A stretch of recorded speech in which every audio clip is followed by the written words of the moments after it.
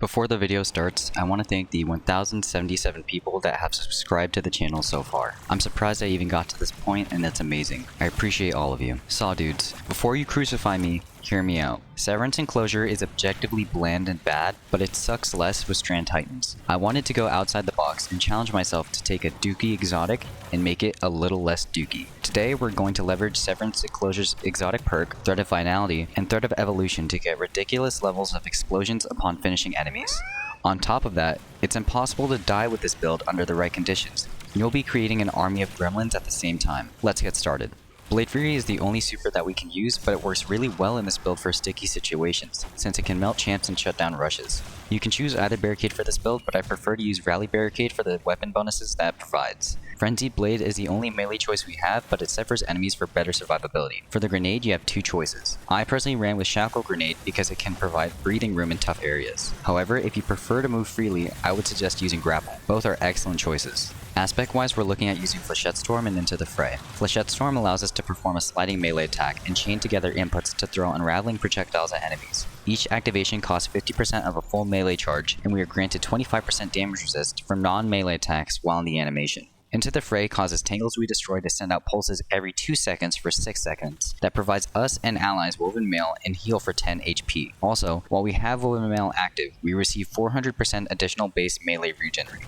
The fragments for this build are Thread of Evolution, Finality, Generation, and Rebirth. Evolution causes Threadlings to travel about 30% faster and further, and make them deal 33% more damage. Finality causes finishers to spawn Threadlings, with the amount scaling with the combatant type. Generation grants grenade ability energy for each damage instance, and Rebirth causes Strand weapon kills to spawn Threadlings based on an internal counter system. If you don't want to rely on weapons for gremlins, consider using Thread of Fury instead of Thread of Rebirth for more melee uptime. Let's cover the gremlin suit. On the helmet, I use Special Ammo Finder, Harmonic Siphon, and Arc Siphon. Arc Siphon can be switched out for Heavy Ammo Finder. For the gloves, I went with Grenade Kickstart, Momentum Transfer, and Bolstering Detonation. With Severance Enclosure, I equipped Harmonic Reserves, Melee Damage Resistance, and a Variable Resistance mod. On the boots, I chose to go with Recuperation, Absolution, and Harmonic Scavenger. And on the mark was Proximity Ward, Reaper, and Outreach. Reaper can be swapped for Distribution for more ability energy if you'd like. 100 Resilience is a must for this build purely for survivability. Our ability to survive heavy gunfire comes down to it, and other forms of damage resist. Having Proximity Ward on this build is non-negotiable due to the fact that it grants us a 200 HP overshield while in the finisher animation. Combine this with the inherent 60% damage resist when performing one, we get a much bigger safety net. Let's move on to the weapon loadout section. Weapon loadout 1 uses my favorite trace rifle, the Navigator, and is the tanky build I prefer. Of course, the Navigator will take up our kinetic slot and helps us stay alive long enough to use finishers on combatants.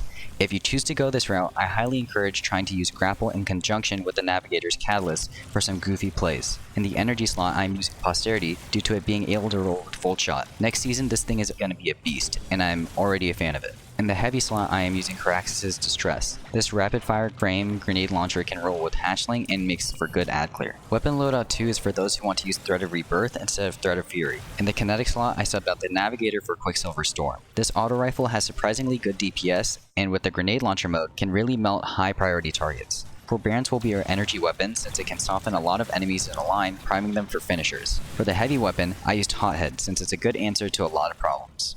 The game loop of the build is simple. Shoot things until you see a finisher icon. If said thing does have a finisher icon on it, finish it.